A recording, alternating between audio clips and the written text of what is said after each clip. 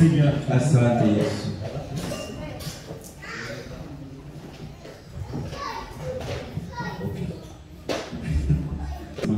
C'est bien de rentrer dans la présence de Dieu avec la louange. Ni vizuri kuwa katika uwepo wa Mungu kwa kumsifu. Alors sans plus tarder, na bila kukawia, je vais demander à tout le monde taomba sote dans la salle sote de se mettre debout tusimame.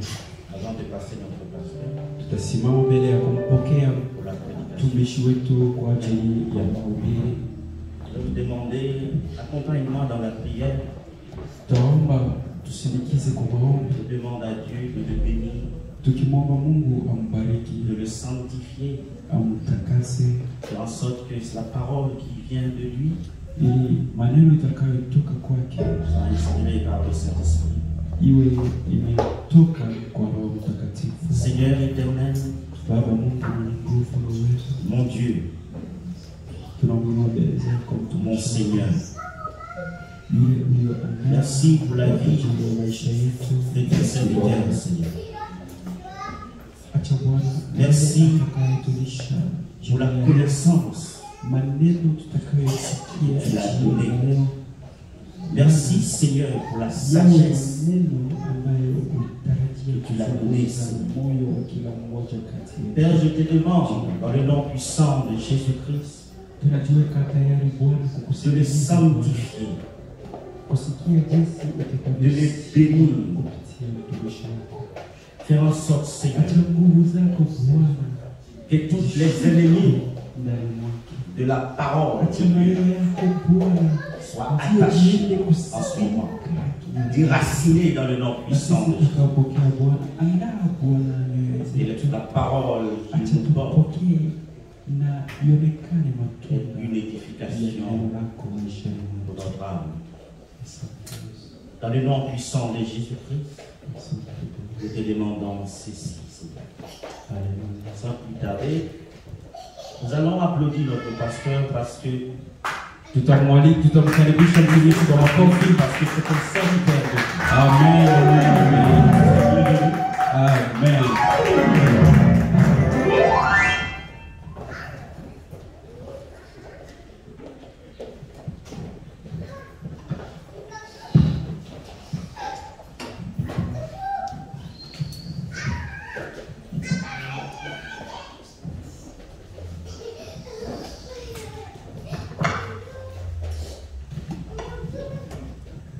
Dans le précieux nom de notre Seigneur Jésus-Christ. Revenons encore, nous allons honorer la parole. Et nous lisons 3 passages. De Chroniques 7-14. Et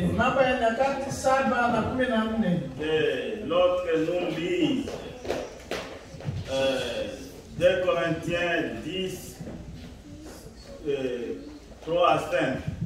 Mwingine atasoma kwa Wakorintho wa pili sura ya 13 hata 5. Et enfin l'autre va nous lire Jude verset 20 à 21. Mwingine atasoma kwa kitabu cha Yuda Jude 20 à 21. Yuda atasoma kwa versi ya 20 mpaka 21. Au nom de Jésus, lisons. Tusome katika jina la Yesu. 2 Chroniques 7 verset 14. Si mon peuple s'opplie et d'invoquer mon nom sur lui, je cherche ma face, et s'il se détourne de ses mauvaises voies, je l'exaucerai des cieux.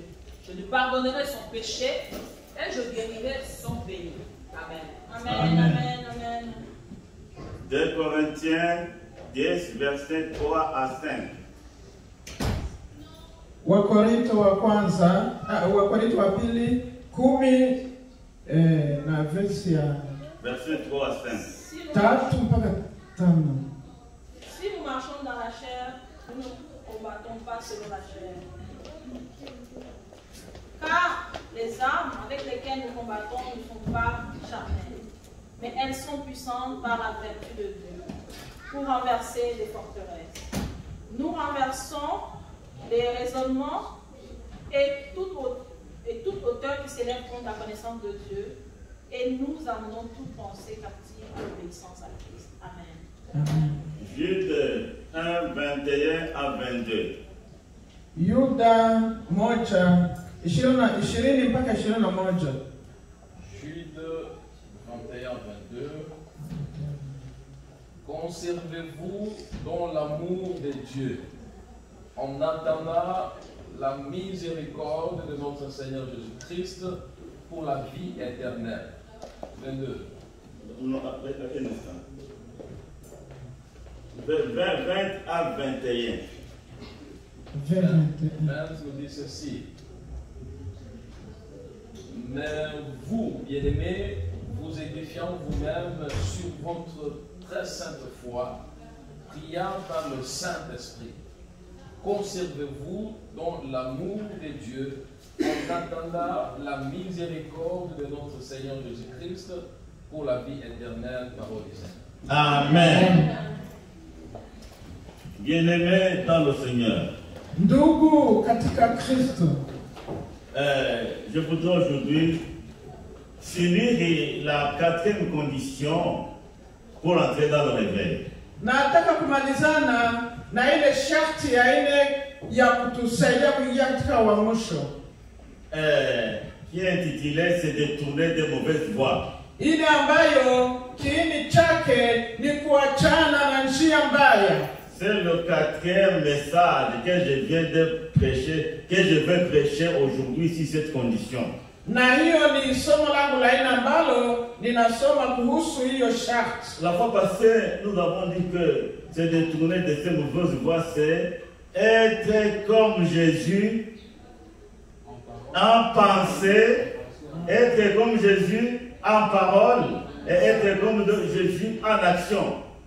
Alisema kwamba kuweza kuachana na njia mbaya ni kuwa kama na Bwana wetu Yesu Kristo kwa mafikara na kwa maneno yetu. Et si aujourd'hui je vais insister sur être comme Jésus en pensée.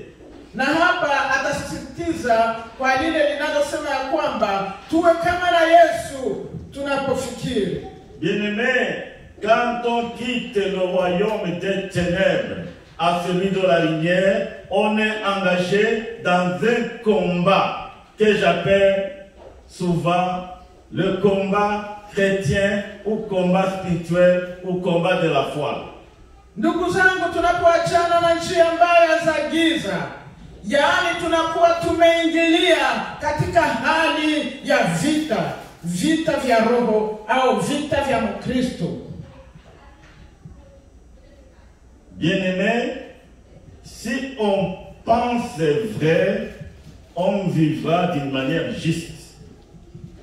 Wapendwa, tunapofikiri vizuri, tutaishi kwa uaminifu. Mais si on pense faux, on vivra dans l'erreur, dans le faux, malgré notre sincérité. Lakini ikiwa tutakuwa tunayafikiri yaliyo mabaya, tutaishi vibaya katika mabaya.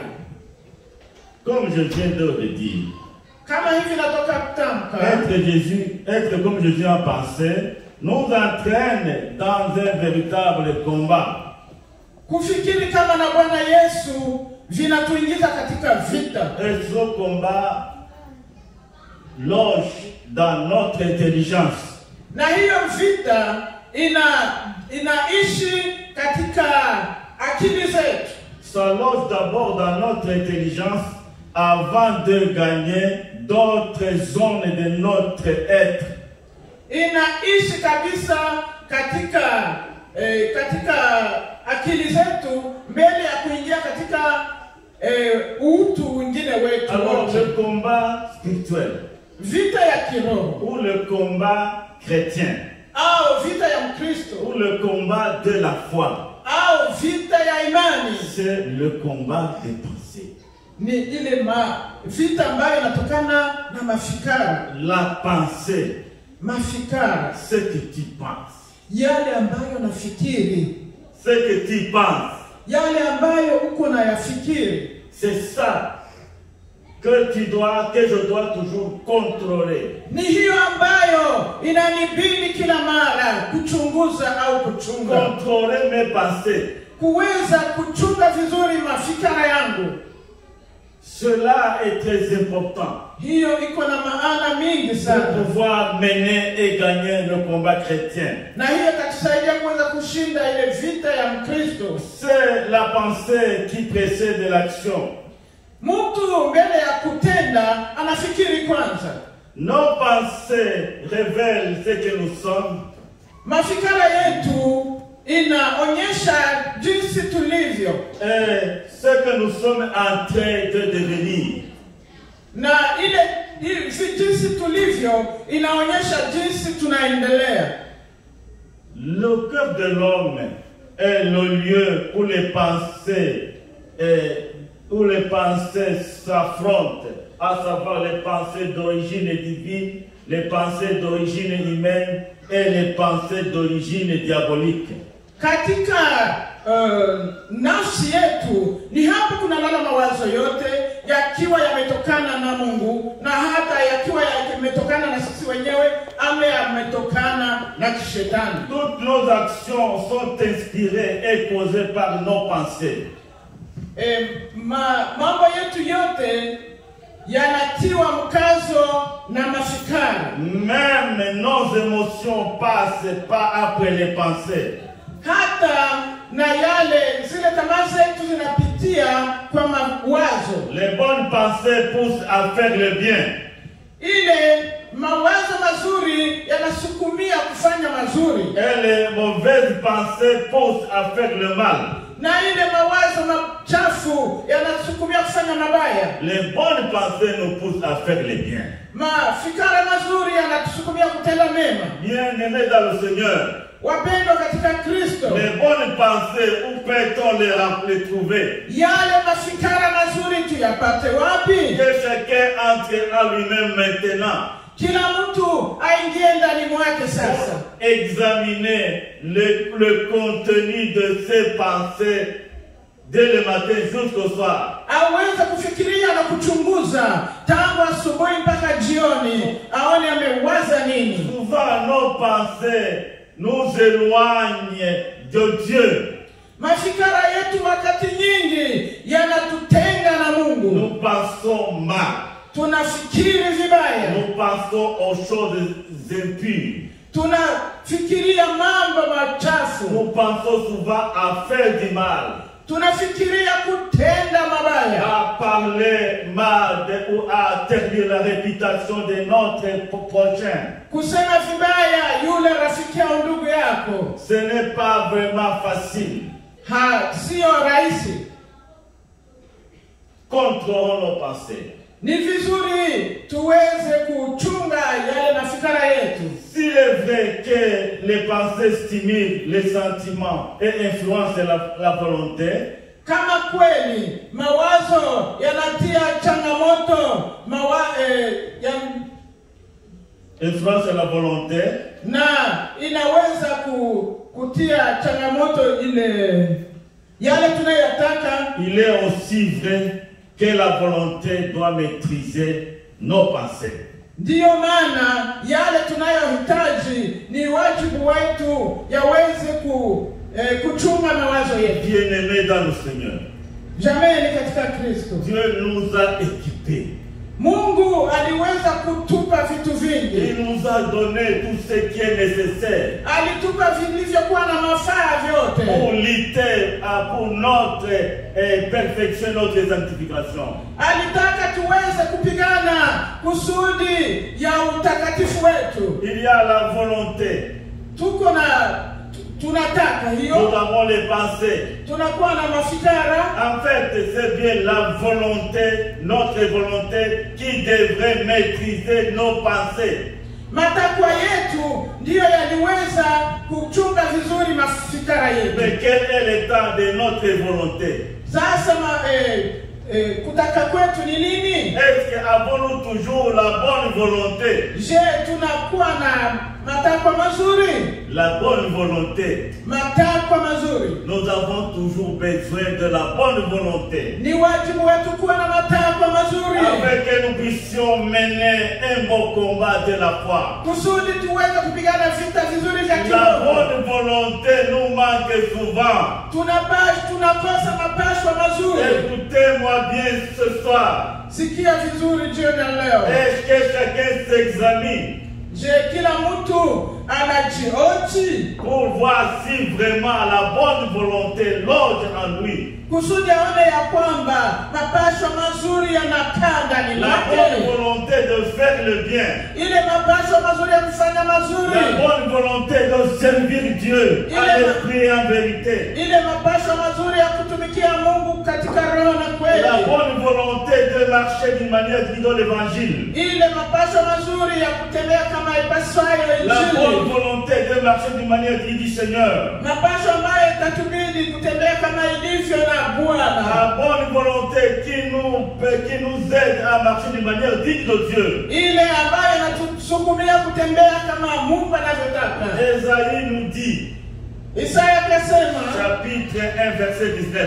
kwa sura ya kwanza na verse ya Si 19, vous avez la bonne volonté, kama mnakuwa na mapasho et mazuri si vous êtes docile, obéissant, na kama mnakuwa watiifu, vous mangerez les meilleures productions du pays. mutakula mema ya nchi. La bonne volonté va de pair avec l'obéissance. Ile mapasho mazuri yanatembea na utiifu, Si vous avez la bonne volonté et si vous êtes docile, na wakati mnakuwa na mapasho mazuri na mkiwa watiifu, cela veut dire simplement qu'une bonne volonté sans obéissance ne dit absolument rien. ile kuwa na mapasho mazuri bila kuwa na utiifu haina maana. La bonne volonté est toujours accompagnée par l'obéissance. Mapasho mazuri yanatembea na utiifu. Si vous avez la bonne volonté, Kama mnakuwa na mapasho mema et si vous êtes obéissant, na kama mko watiifu, vous mangerez la production, la meilleure production du pays. mutakula mema ya nchi. Alléluia! Amen. La bonne volonté Ile mapasho ya ukweli ya a mazuri une puissance inakuwa na nguvu pour réorienter nos pensées. kusudi iweze kuongoza upya mafikira yetu, Réorienter nos pensées dans la bonne voie. inaongoza mawazo yetu katika njia iliyo safi, Dans la voie de Dieu. katika njia ya Mungu. La bonne volonté est un instrument que Dieu a mis en nous. Hiyo ni chombo Mungu alitia ndani mwetu Pour nous aider kusudi tusaidie, à aller de l'avant. kusudi Mais tuendelee. si tu n'as pas la bonne volonté, Kama hauna mapasho si je mazuri, n'ai pas la bonne volonté, kama hauna mapasho mazuri, je ne pourrai jamais en aucune manière marcher avec Dieu. siwezi kama kutembea na Mungu. Si je n'ai pas la bonne volonté, Kama sina mapasho je mema, n'arriverai même pas à bien vivre avec les autres. siwezi hata kuishi vizuri na watu wengine. Quand la bonne volonté manque dans un foyer chrétien, Wakati mapasho mema yanakosekana katika il y familia, a toujours des problèmes. kunaingia sasa La matatizo. bonne volonté édifie. Ile mawazo mazuri yanatia changamoto au yanajenga. La bonne volonté édifie. Mafikara mema yanajenga. La bonne volonté réconforte. Ile mafikara mema yanatia changamoto. Ce n'est pas seulement la bonne volonté à mon égard ou bien à l'égard de ma famille, mais c'est la bonne volonté à l'égard de tout le monde. Ni kufanya yale mema si kwake na kwa jamaa lake tu, La bonne lakini kwa watu wote. à l'égard de la loi de Dieu. Mapasho mwema kufuatana na amri ya Mungu. Oui, nous sommes engagés dans un combat. Ndiyo, tuko katika vita et nous devons combattre. na ni wajibu wetu kuweza kufanya Combattre comme les enfants et les hommes et les femmes de Dieu. Tunapaswa kupigana vita hivi kama wababa wa mama na watoto wa Mungu. L'apôtre Paul nous dit, Na mtume Paulo car akasema hivi, les armes avec lesquelles nous combattons ne sont pas charnelles, akasema silaha tunazozitumia si silaha za mwili, mais elles sont puissantes par la vertu de Dieu. lakini ni silaha zilizo na nguvu kufuatana na Mungu, Pour renverser les forteresses. kusudi iweze kubadili zile nguvu za movu. Voilà l'objet de notre combat. Renverser les forteresses. Na sababu ya hii vita vyetu ni kuweza kubadili nia za Et movu. je m'en vais m'attarder un peu sur le mot forteresse. Na hapa ninasisitiza hii nguvu za Forteresse ngome. hii ngome. Qu'est-ce qu'une forteresse? Na ngome ni nini? Une forteresse est un mode de pensée ou de comportement Hii ngome ni mahali ya mafikara na mawazo, mode de pensée ou de comportement qui bloque l'intervention de Dieu dans nos vies. ni mawazo mabaya, mafikara mabaya ambayo yanazuia Mungu aweze kujidhihirisha. Forteresse, mode de pensée et de comportement qui bloque l'intervention de Dieu dans nos vies. Hiyo inazuia mawazo na mafikara katika maisha ya Mkristo. Beaucoup de gens essayent de lier et chasser les forteresses. Kuna wale wanataka kukataa au kukimbiza hiyo ngome. Dans les prières au nom de Jésus, j'ai mis les forteresses, je chasse les forteresses. Na wengi wanasema katika jina la Yesu ninavunja ngome hiyo. Lier et chasser. Kufunga na kufukuza. Je crois que là, c'est une erreur. Hapo mimi naona hiyo ni kudanganyika. C'est une erreur que beaucoup de gens commettent. Ni mambo ambayo watu wengi wanatenda lakini si mema. Car la forteresse Hiyo ngome est une structure de défense construite dans notre esprit. hiyo inatengenezwa katika roho zetu. La forteresse est une façon de penser et d'agir. Hii ngome ni namna ya kufikiri na kuweza kutenda.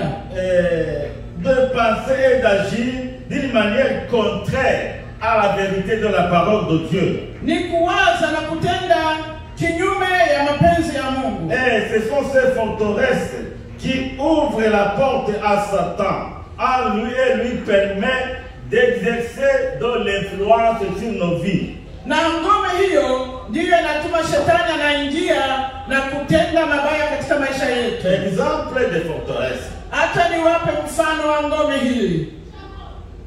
Par exemple, la crainte et la peur et la peur. Kwa mfano woga, la crainte est une forteresse. Ile kuogopa ni ngome.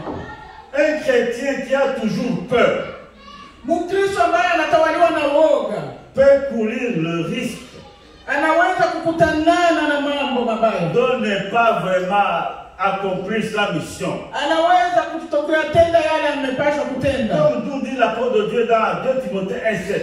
Na neno la Mungu kwa Timotheo 2:7 nasema, ce n'est pas un esprit de crainte que nous avons reçu. Sisi hatukupata ile roho ya woga, mais nous avons reçu un esprit de puissance, de sagesse et d'amour. Tulipata ile roho ya nguvu, ya upendo na nguvu. À cause de la crainte, kwa sababu ya woga, l'apôtre Pierre a renié son Seigneur 3 fois. Mtume Petro alimkana Bwana wake Yesu mara 3. Et la forteresse de la crainte va avec la forteresse de la honte. Hii ngome ya woga inatembea pamoja na haya. La honte est aussi une forteresse. Na hiyo haya tena ni ngome pia. Et Jésus l'apôtre nous dit, celui qui aura honte de moi devant les hommes, moi aussi j'aurai honte de lui devant mon Dieu. Na mtume akasema eti yule atanionea haya mimi, nami nitakuwa na haya mbele ya Baba yangu aliye mbinguni. Il y a la honte. Mahali kunakuwa haya, Il est difficile de témoigner pour Jésus-Christ. inakuwa vigumu kusudi waweze kushuhudia Yesu. Là où il y a la crainte, Mahali unatawaliwa na il woga, est difficile même de prononcer le nom de Jésus. inakuwa vigumu kwako kusema neno la jina la Yesu. L'apôtre Pierre avait en lui la forteresse de la crainte.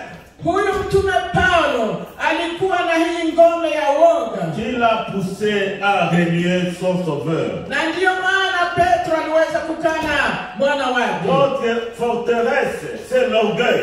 Na ingine ngome ni kiburi. L'orgueil. Kiburi. Nous sommes quelque part orgueilleux. Mara nyingi tunakuwa watu wenye kiburi. Nous sommes orgueilleux. Tuko wenye kiburi. Bien-aimés dans le Seigneur. Wandugu katika Kristo. Sachons ceci. Tujue hivi, Dieu résiste aux orgueilleux. Mungu hawapendi wale wenye kiburi, Mais il fait grâce aux humbles. lakini anawanehemea wenye moyo mkunjufu. L'orgueil est une forteresse. Hii kiburi ni ngome. Et celui qui est orgueilleux ne sait pas qu'il est orgueilleux. Na mtu anapokuwa na kiburi hajui kama anakuwa na kiburi. Il croit que c'est normal. Anasikia ni kawaida tu. Et pourtant, il est sur un chemin qui amène en enfer. Kumbe amesimama kwa njia ambayo inaenda mahukumuni. Le diable a été précipité du ciel à cause de l'orgueil. Huyu shetani aliweza kushushwa kwa sababu ya kiburi. Se voir comme quelqu'un Kujiona sawa mtu ambaye anastahili. qui sait bien parler français, Yule ambaye anajua kuongea lugha ya qui Kifaransa. est intelligent, Yule ambaye anakuwa mwerevu na akili nyingi. qui est très beau ou très belle. Yule ambaye anakuwa mrembo Ça kabisa. fait de l'orgueil. Hiyo ni kiburi. Et Dieu résiste aux orgueilleux. Na Mungu hapendi wenye kiburi. Mais il fait sa grâce aux humbles. Lakini anawanehemia Il y a wanaonyenyekea. aussi la jalousie. Kuko pia Oui. wivu. La jalousie est aussi une forteresse Wivu nayo ni ngome. qui nous empêche d'aimer les autres, Inatukataza kuwapenda wengine. qui crée une sorte de rancune et de haine en nous. Inatia chuki na kitu kibaya ndani Ça yetu. nous forme la joie de nous réjouir de la prospérité de l'autre. Hapa anatuiba ile furaha ya kutokufurahia mwingine À akifanikiwa. cause de la jalousie, Caïn a tué Abel. Na kwa sababu ya wivu, Kaini aliweza kumua Abel. Et pourtant, Abel ne lui avait rien fait. Na ingawaje hiyo, Abel hakumtenda lolote. Il y a la forteresse aussi de la haine. Kuna kuwa hii ngome pia ya chuki. Il y a des moments où les gens ne s'attendent pas. Kuna wakati watu hawawezi kusikilizana. Bien quelqu'un te blesse, Labda mtu unasikia alikuumiza, et tu vas commencer à dire, utaanza kusema hivi. je la hais, je la hais, je la hais. Tu crois que c'est une petite affaire. Sasa mimi namchukia kabisa. Oui, surtout parmi la jeunesse et ceux qui suivent les films à la radio et les feuilletons. Sana sana kwa wale wa vijana, wale ambao wanafuata zile mafilme kwa Cette expression television. revient souvent, je la hais, je la hais. Anasema mimi tunamchukia. Chaque bien-aimé, nous sommes appelés à aimer. Tunaitwa kuwa na roho ya upendo na tupende. Non pas à haïr. Hatukuitwa kusudi tuchukie. Et à haïr même, à aimer même nos ennemis. Tunaitwa hata kuwapenda na maadui zetu. Bien-aimés, toutes ces forteresses sont logées dans nos raisonnements et nos pensées. Hii ngome zinalala katika mawazo yetu na katika mafikara yetu Pour na katika matendo s'opposer yetu. à la volonté de Dieu.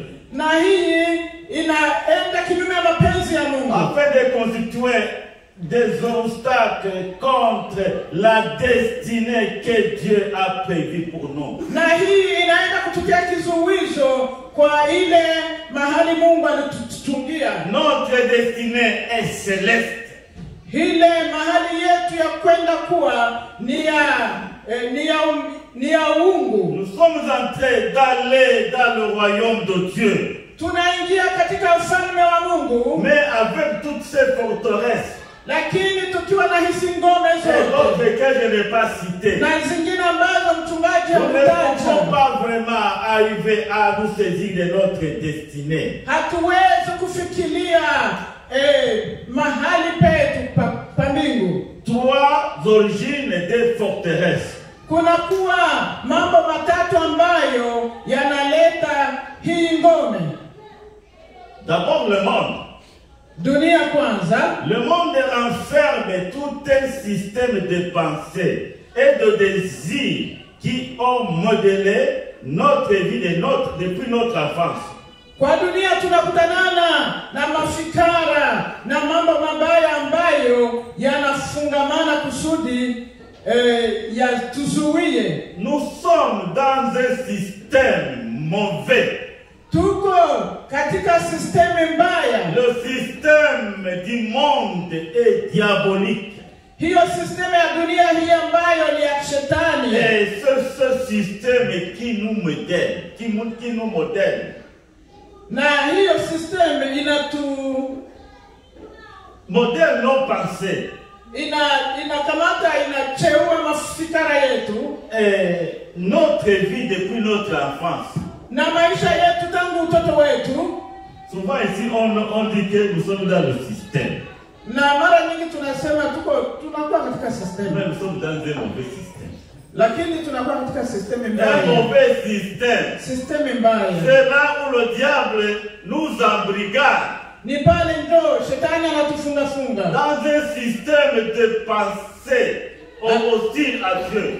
Na anatuingiza katika mawazo mabaya ya kutengana na Mungu. Nous sommes embrigadés dans un système qui est fondé sur les convoitises.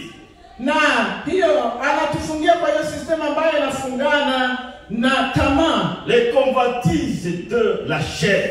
Ile tamaa ya mwili. Les convoitises des yeux. Ile tamaa ya macho. Et les convoitises et l'orgueil de la vie. Na ile kiburi ya uzima. Un système qui nous pousse à aimer le monde. Ile système ambayo inatusukumia kupenda dunia. Et la parole de Dieu nous dit, celui qui aime le monde, l'amour de Dieu n'est point en lui. Ingawasha neno la Mungu linasema yule anayependa ulimwengu, upendo wa Mungu si ndani yake. Nous sommes entourés. Tunazungukwa. Nous sommes emprisonnés. Tumefungwa dans un système. Tumefungwa na hiyo system. Je ne sais pas si vous me saisissez. Sijui kama mmenifikia. Mais comprends à partir de ce soir. Lakini sikia jioni ya leo. Que nous sommes emprisonnés, encerclés dans un système mondial. Tumefungiwa, tumezungushwa na hii system ya kidunia. Un système qui combat contre Dieu. Hiyo system ambayo inagombeza Mungu. Un système qui combat contre l'œuvre de Dieu dans nos vies. Hii inagombeza kazi ya Mungu katika maisha yetu. Un système qui ne veut pas que nous puissions vraiment entrer en communion avec Dieu. Hiyo system ambayo inatukataza kuweza kuwasiliana na Mungu. Un système dominé par les esprits séducteurs. Hiyo system ambayo inafungamana na wale roho wa kushawishi. Un système dominé par la doctrine des démons. Ile ambayo imetawaliwa na wale madaimoni. Je parlais bien que la première origine des forteresses, c'est le monde et son système. Na hapa tulikuwa tunasema kwamba ya kwanza ni ile ngome inayokuwa katika dunia na system yake.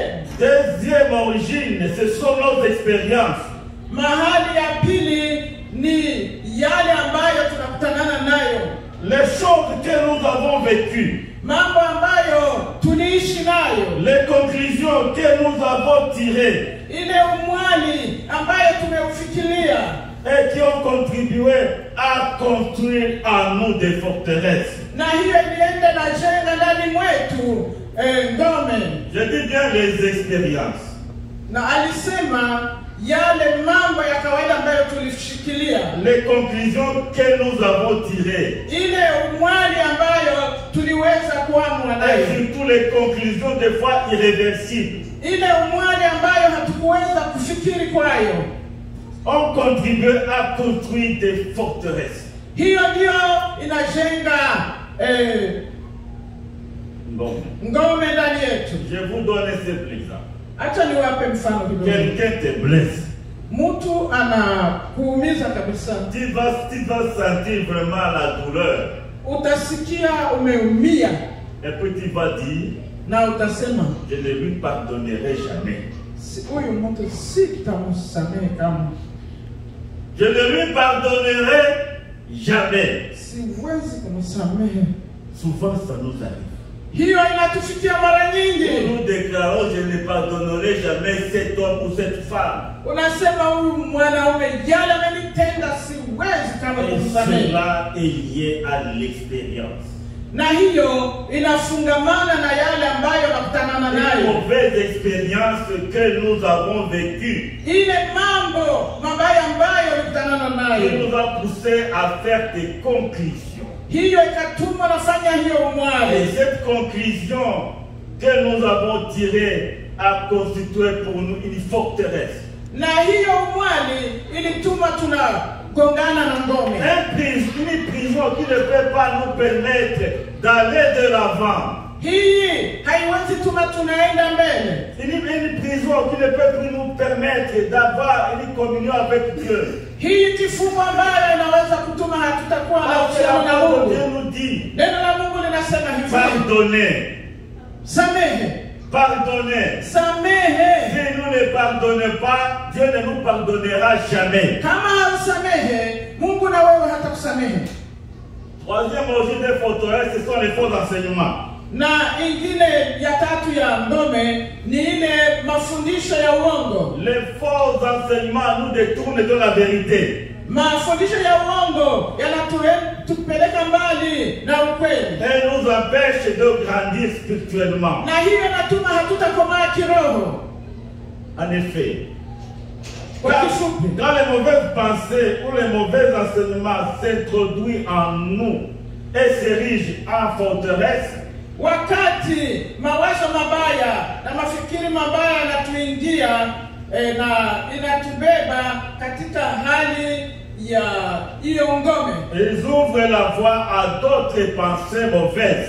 Na hapo wanafungua ingine njia ambayo inakuwa na yale mawazo mabaya. Toutes ces pensées orientent nos opinions et déterminent notre comportement. Na hiyo yote inaenda kuonyesha utu wetu na namna yetu ya kutenda.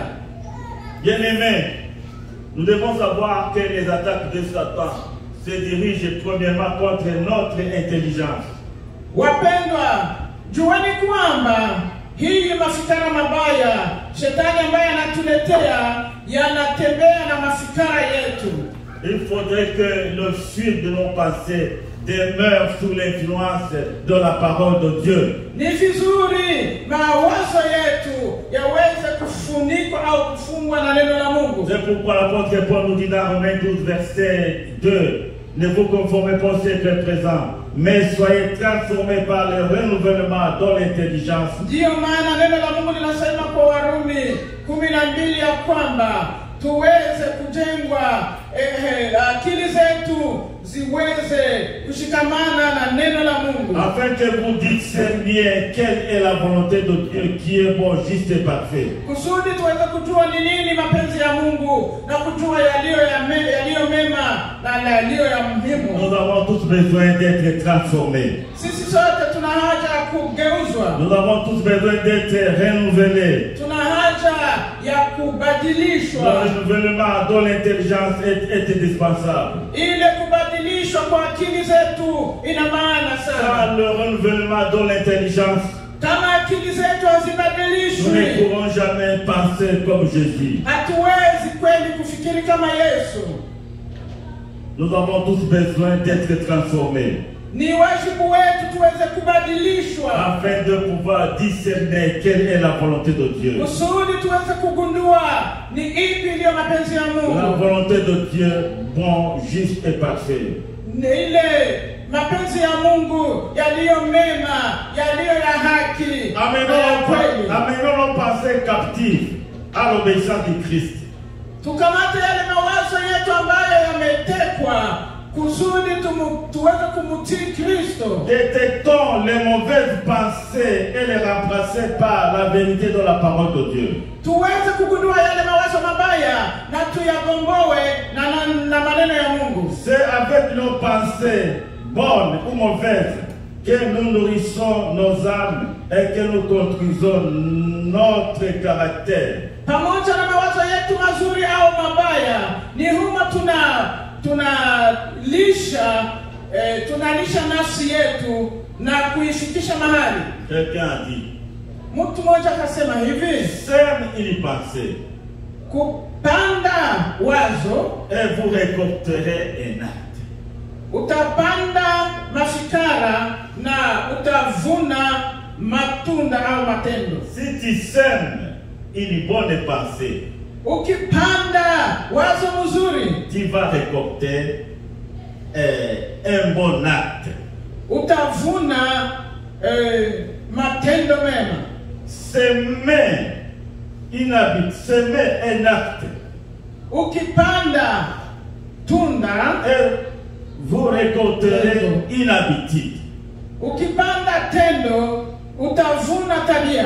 Si tu sèmes un bon acte, tu récolteras une bonne habitude. Ukipanda tendo nzuri, utavuna tabia nzuri. Et il continue en disant, Akasema tena, semez une habitude ukipanda tabia, et vous récolterez un caractère. utavuna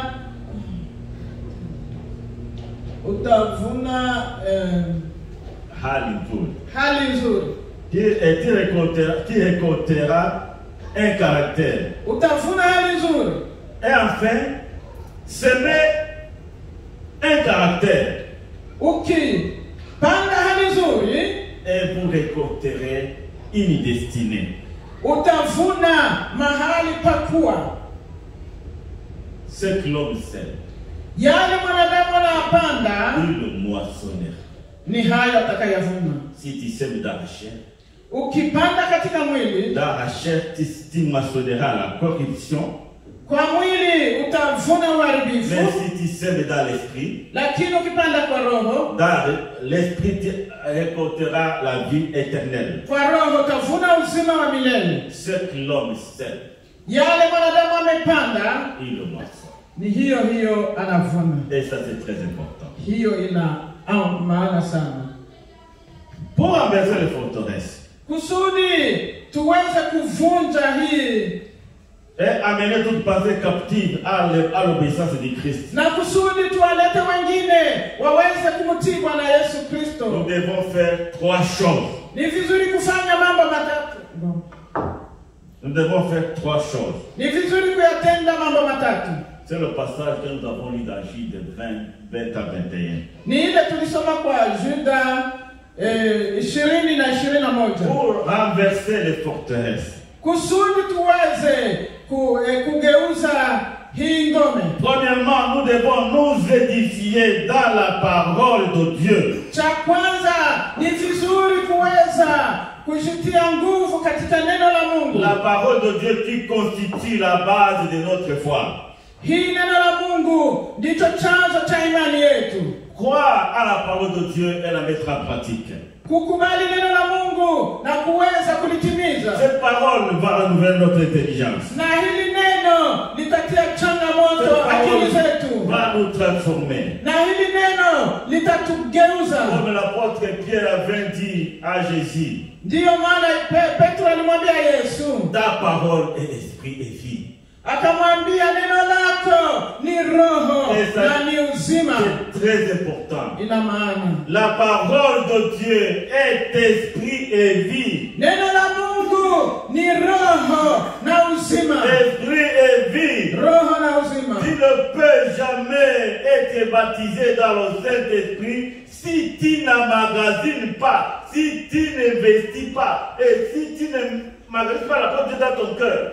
Hauwezi kupata ushindi kama haukuweza kutia maneno ya Mungu ndani mwako. Parce que la parole de Dieu est esprit et vie. Kwa sababu neno la Mungu ni roho na uzima. Ça c'est très important.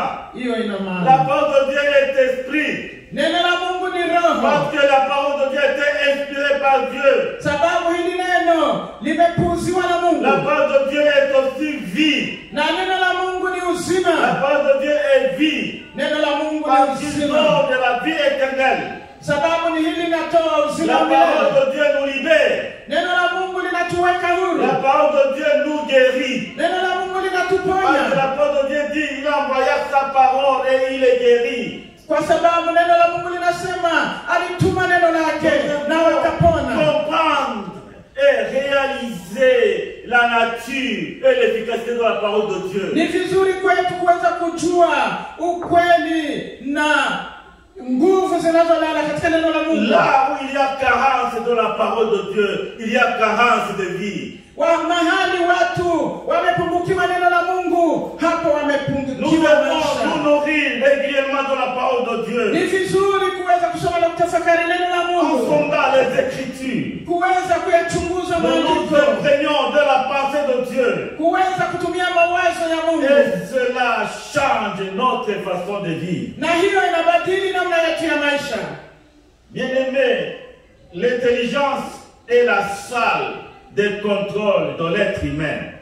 Ndugu, akili ni mahali ambapo wanachunguza mwanadamu. Si notre intelligence est bourrée par la parole de Dieu, Wakati mafikara yetu yanajengwa na maneno la Mungu, elle va produire de bonnes pensées. hapo atakuwa na mawazo mazuri, Des pensées qui seront conformes à la parole de Dieu. mawazo ambayo yatakuwa yanatembea na neno C'est la la Mungu. parole de Dieu qui génère la pensée de Jésus en nous.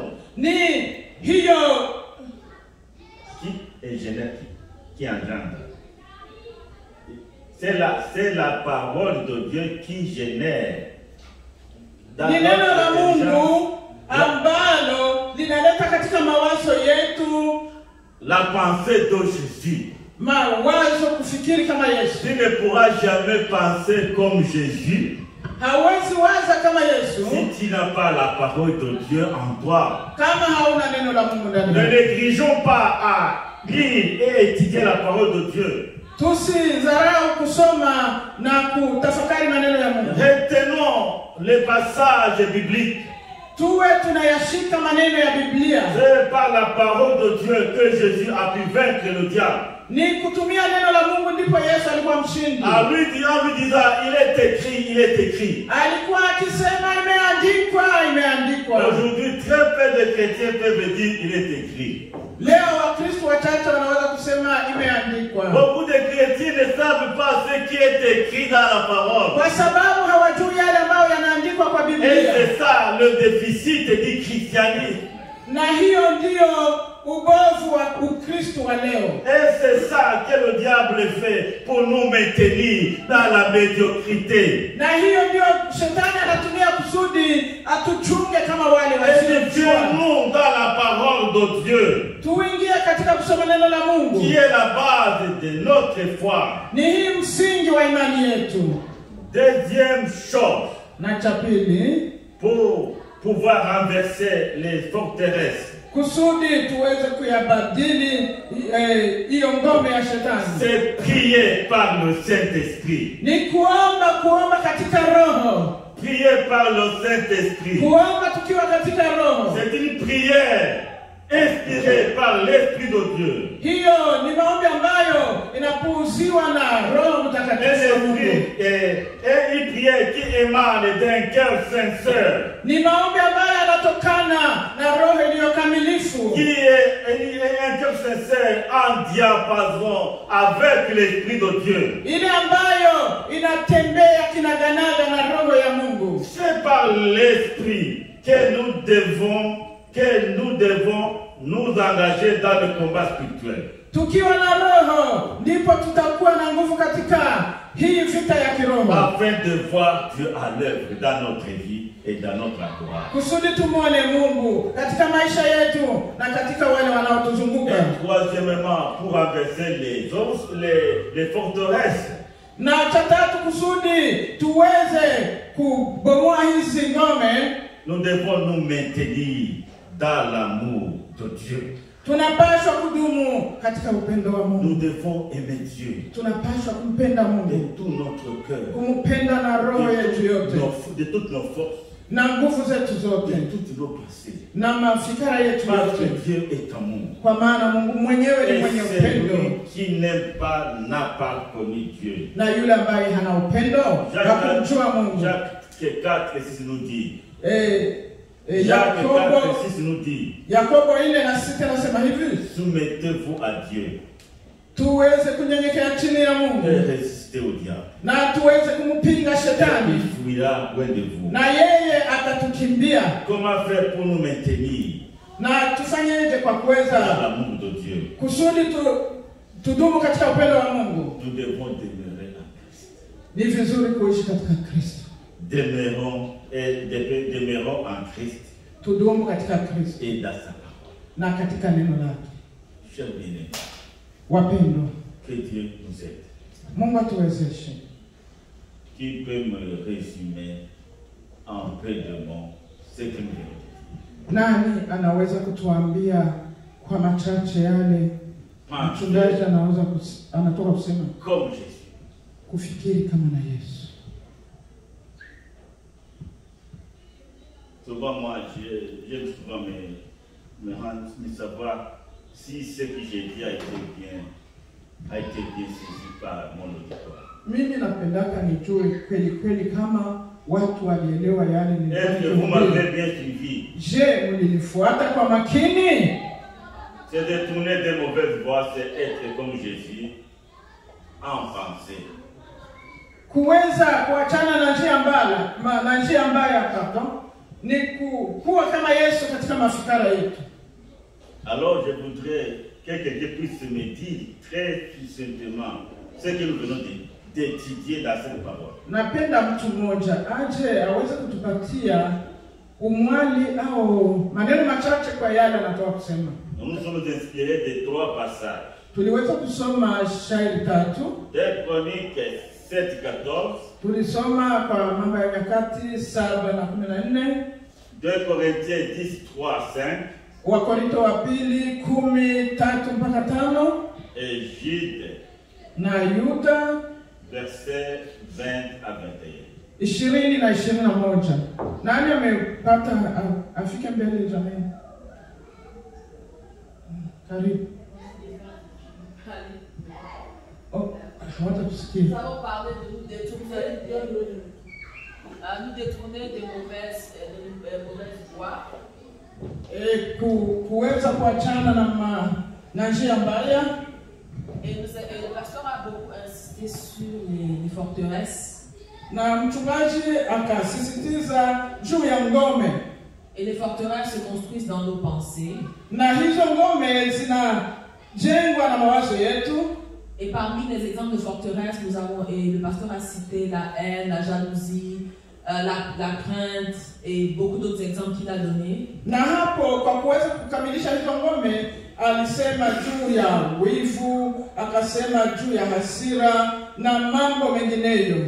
Et le pasteur a également dit que ces forteresses ont 3 types d'origine. L'origine, elles peuvent être d'une origine mondaine. Hapo kasema ya kwamba hizo ngome zinatokana na vitu vitatu, inaweza kutokana na dunia. Elles peuvent avoir une origine Nos expériences. Nos expériences. Inaweza kutokana na yale maisha yetu ya kila siku. Je pense que la troisième origine m'échappe, mais je sais qu'il avait parlé de 3 origines. Na ya tatu, pardon?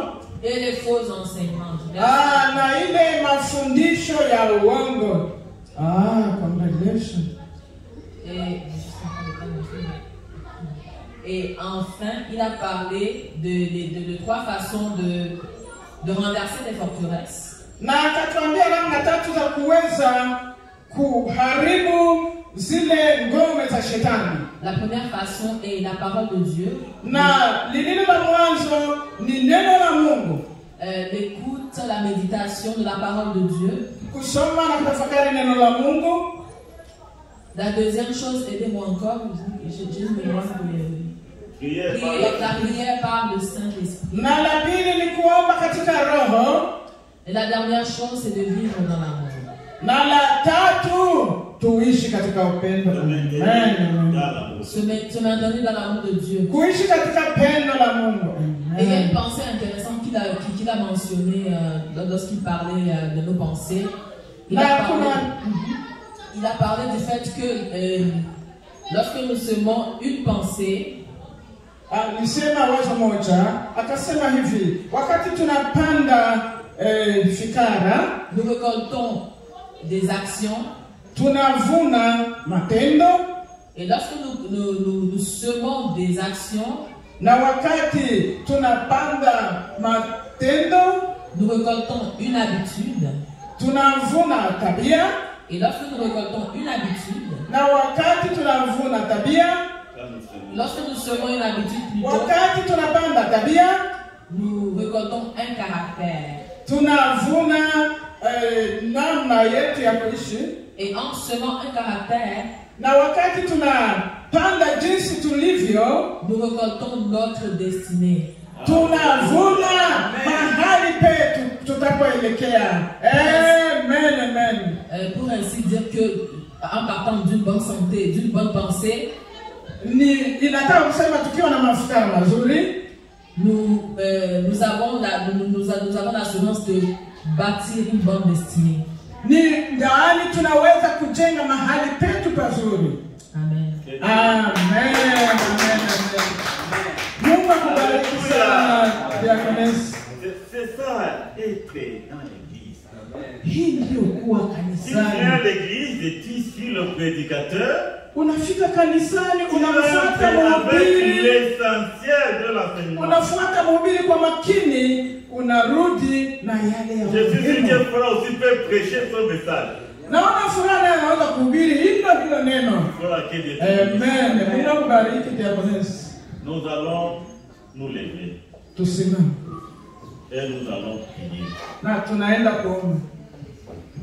Nous allons demander à Dieu Tunaenda kuomba Mungu à nous aider, Tunaomba Mungu atusaidie, à nous fortifier dans sa grâce, atutie nguvu ndani ya neema yake, afin que nous puissions s'aimer, ili tuweze kupanda une pensée. mawazo mazuri, Une pensée pour produire une bonne pour seulement de bonnes pensées, pour produire des bonnes, pour récolter des bonnes actions. tupande mawazo mazuri ili tuvune matendo mazuri. Et quand nous allons semer des bonnes actions, Na wakati tutapanda matendo mazuri, nous puissions récolter des bonnes habitudes. tuweze pia kuvuna tabia nzuri. Et quand nous allons semer des bonnes habitudes, Na wakati tutapanda tabia nzuri, pour que nous puissions récolter de bons caractères. ili twende tuvune hali nzuri. Et puis quand nous allons semer de bons caractères, Na wakati tutaenda panda hali nzuri, nous allons récolter de bonnes destinées. tutaenda kuvuna Nous